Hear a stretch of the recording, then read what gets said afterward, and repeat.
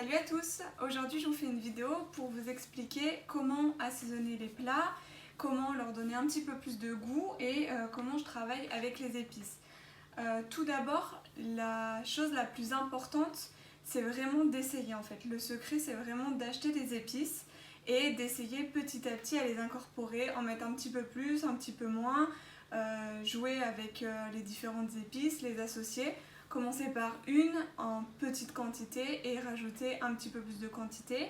Comme ça, vous allez savoir ce que vous aimez, de ce que vous aimez pas et vraiment, il faut vraiment tester parce qu'il n'y a que comme ça que vous saurez. Il y a des combinaisons qui vont vous plaire et d'autres qui vont moins vous plaire.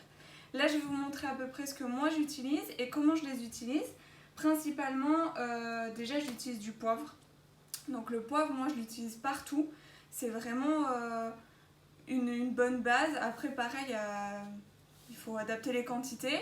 Mais ça c'est vraiment une des épices que vous devez essayer, que vous devez avoir dans votre cuisine et que vous devez essayer petit à petit en incorporer. Il y a des fois il y en aura trop, il y a d'autres fois il n'y en aura pas assez, vous n'allez pas le sentir.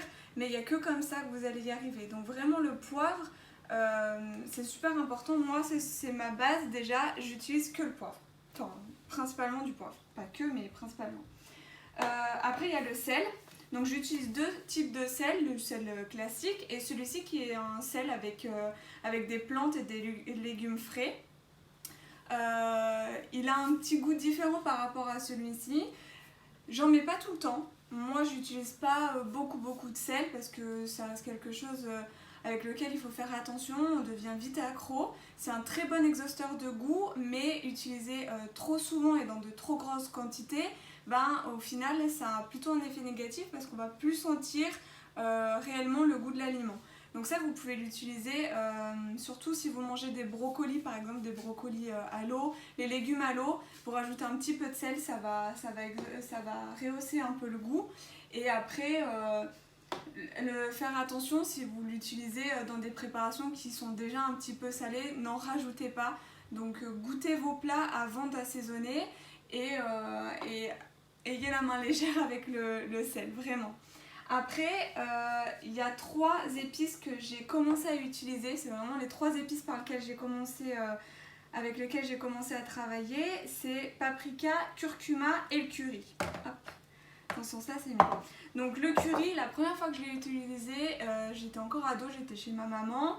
Je le faisais avec des poireaux à l'eau et avec un petit peu de crème fraîche. C'est comme ça que j'ai découvert le curry. Et le curry, moi j'adore ça.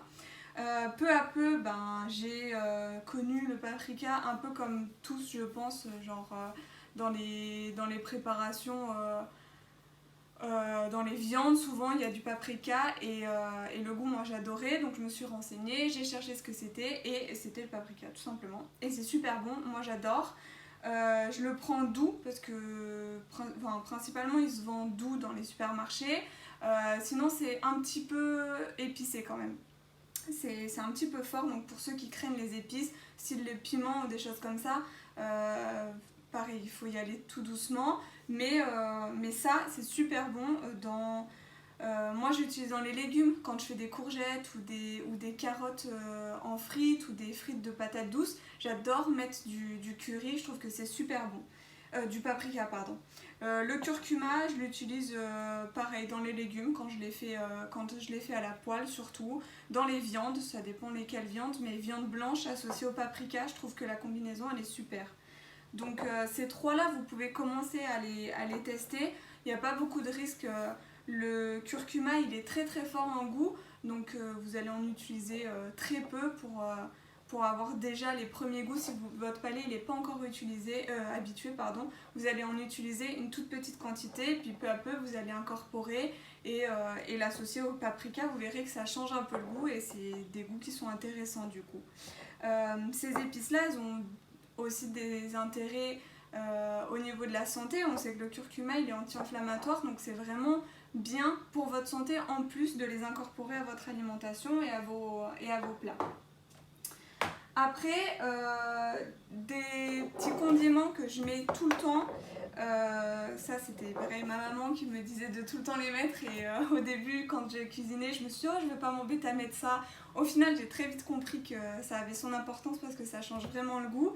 C'est l'oignon. L'oignon c'est génial dans les préparations, dans les viandes ou avec les légumes, quand vous faites des soupes, si vous faites vos soupes dans des grosses casseroles, dans des mijoteuses, vous faites réduire un petit oignon avec une cuillère à soupe d'huile d'olive, ça c'est génial, c'est super bon et ça change vraiment le goût. Moi je le prends déshydraté, j'en ai aussi des frais, mais il existe déshydraté, je le prends parce qu'il y a des fois j'oublie de le mettre en milieu de préparation et du coup j'ai plus le temps de le faire revenir et tout, donc je prends vite ça et je le rajoute et c'est une bonne alternative. Après le frais c'est toujours mieux, mais sachez que ça existe aussi comme ça en lyophilisé, je crois que ça se dit comme ça, en petits grains comme ça. Oui, déshydraté, pardon. Et du coup, c'est super bon. Pareil, l'ail, je l'utilise comme ça aussi, parce que j'aime bien l'utiliser comme ça. Je l'utilise pas frais. Frais, je trouve qu'il s'abîme assez vite. Je l'utilise pas non plus dans tous mes plats, mais j'utilise. Je le mets aussi des fois dans des vinaigrettes. Ça change un peu le goût de la vinaigrette, c'est super bon. Ou dans des petites sauces à base de fromage blanc que je mets sur du pain avec de l'avocat et du saumon. Vous verrez que ça change vraiment le goût. Donc moi je le prends comme ça. Et une autre épice que j'aime beaucoup, c'est la ciboulette. La ciboulette, je la mets surtout dans les préparations à base de yaourt que je fais quand je le mets sur mes avocados toast ou sur mes petites tartines. En base, j'adore mettre soit du fromage blanc avec du jus de citron, je rajoute de la ciboulette, soit des petits Saint-Moré allégés et je rajoute de la ciboulette, ça vous fait comme un petit boursin et je trouve que c'est super agréable, c'est un petit goût léger mais moi j'aime beaucoup. Donc voilà, vous avez ces trois-là. Et après, peu à peu, dans mes courses, j'ai découvert des petits assortiments comme ça. Donc là, vous avez italien, dedans il y a principalement de la tomate, du poivron. Il y a un spécial grillade, donc avec de l'oignon, du thym, du romarin. Il y a celui-ci spécial volaille, c'est principalement oignon, poivron.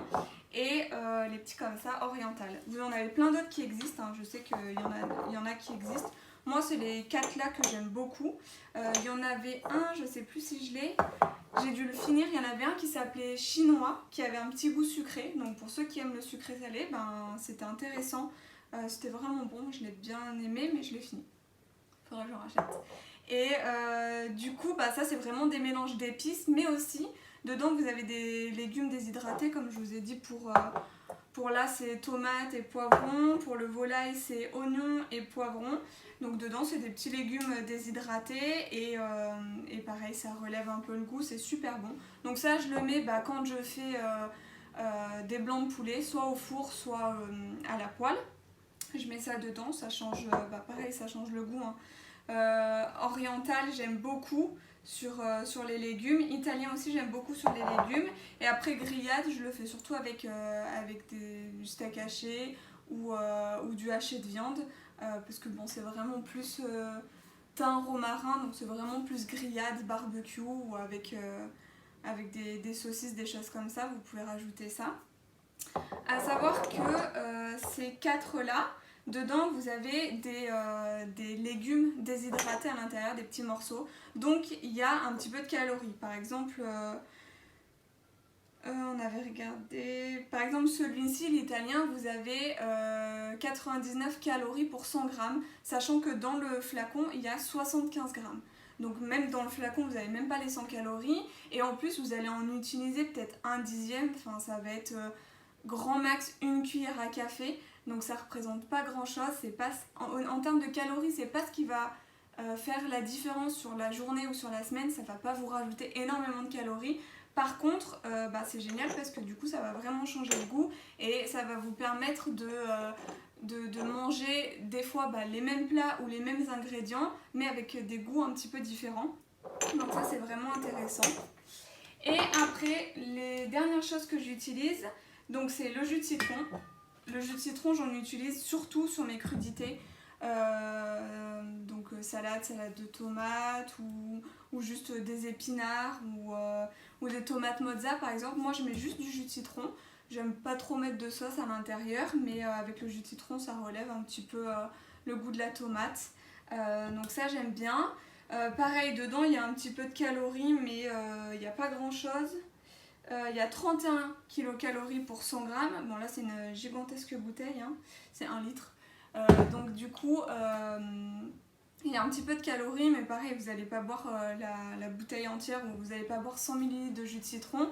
Donc encore une fois, il faut savoir qu'il y a des calories dans ces mélanges-là et dans le jus de citron, mais voilà, c'est pas à cause de ça que vous allez prendre du poids à la fin de la semaine. Après, pour mes vinaigrettes, j'utilise le vinaigre balsamique que j'associe avec l'huile d'olive et la moutarde. L'huile d'olive moutarde, par contre, il y a un petit peu plus de calories. L'huile d'olive, vous vous en doutez, ça a beaucoup de calories. Pareil, vous n'allez pas me boire la bouteille. Mais à savoir que quand vous faites du coup une sauce vinaigrette, si vous mettez tout un bol de vinaigrette dans des tomates mozza pour une assiette, ça va faire la différence. Donc ayez la main légère, gardez en tête qu'il y a des calories à l'intérieur, que ça reste quand même des ingrédients que vous devez limiter. Après, pareil, si vous les utilisez en petite quantité, pour ça il n'y a pas de problème. Moi la moutarde je la mets avec les épices à volaille sur mon poulet quand je le passe au four. Encore une fois, là si vous la mangez toute seule avec votre viande, vous allez mettre quoi? Une petite cuillère à café, c'est pas énorme. Par contre, si vous le mettez comme moi dans la préparation avec le poulet, faites attention de ne pas mettre 4 ou 5 cuillères à soupe de moutarde, parce que là par contre vous allez vraiment ajouter des calories qui vont être considérables dans la recette. Donc le mieux c'est de mettre votre moutarde sur votre poulet, je vais y arriver, sur votre poulet avec un pinceau. En fait le fait d'utiliser le pinceau ça va vraiment étaler. Moi au début je faisais avec une cuillère à soupe, j'avais pas de pinceau. Et je me suis commandé des petits pinceaux sur Amazon, vous trouvez ça facilement, des petits pinceaux comme ça, en silicone. Et en fait, c'est super pour étaler. Et au final, j'utilise beaucoup moins de moutarde que j'utilisais avant. Donc voilà, petite astuce, ça. Après, vous pouvez aussi mélanger un tout petit peu de votre moutarde avec le jus de citron, avec une toute petite demi-cuillère de jus de citron dans une cuillère à soupe de moutarde. Et ça va la liquéfier un petit peu, ça va vous permettre de mieux l'étaler et du coup vous utiliserez encore un petit peu moins de moutarde que si vous le faites avec cuillère comme moi, c'était une catastrophe, j'en utilisais beaucoup trop. Donc voilà, des petites astuces comme ça. Et dernier truc que j'utilise, ça je l'utilise depuis pas très longtemps, c'est une copine qui m'en a parlé, c'est la sauce soja, je pense que vous connaissez. Moi je connaissais de nom mais jamais j'avais essayé. J'ai goûté ça dans un poke bowl cet été, où j'ai vraiment découvert mes versions sucrées.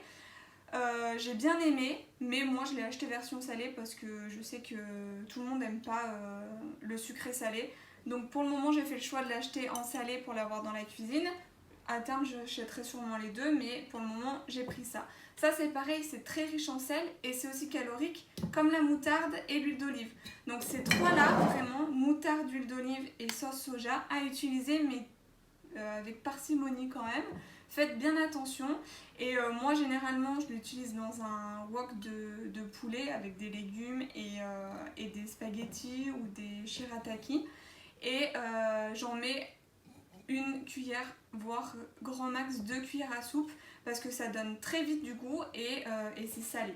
Donc par exemple si vous utilisez ça, derrière vous rajoutez pas de sel parce que ce sera largement suffisant, ce sera largement assez salé avec ça. Donc voilà, je pense qu'on a fait le tour. Donc la règle principale c'est d'acheter vos épices et d'essayer vraiment parce que c'est propre à chacun a ses goûts. Donc essayez vos épices, n'ayez pas peur d'en incorporer un peu partout. Il y a des fois ce sera moins bon que d'autres mais ce sera jamais immangeable, ça risque pas, à moins qu'il y ait une épice que vous ne supportez pas. Genre moi la cannelle j'aime pas ça du tout. Quand c'est en toute petite quantité dans des gâteaux j'aime bien, mais sur des pommes comme ça j'aime pas du tout. L'odeur déjà j'aime pas, donc ça je sais que c'est une épice qui moi va pas me plaire du tout.